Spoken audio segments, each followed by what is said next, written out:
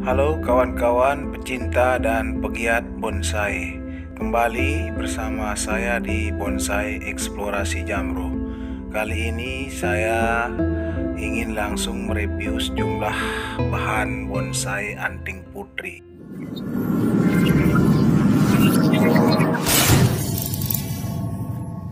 Sejumlah bonsai anting putri hasil program dari seorang sahabat saya yang berada di Lampung Tengah. Beliau itu adalah Erik Wahyudi yang merupakan pegiat sudah lama melakukan proses program akar dan program batang.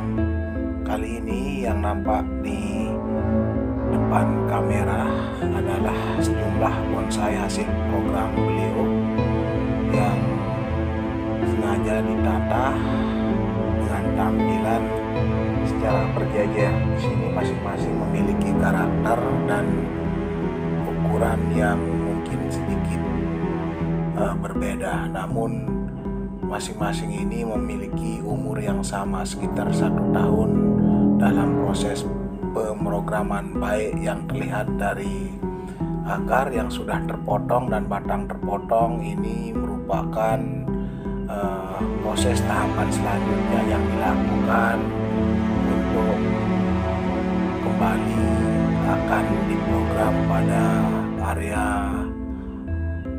media tanam, yang salah satunya mungkin di situ adalah menggunakan tanam.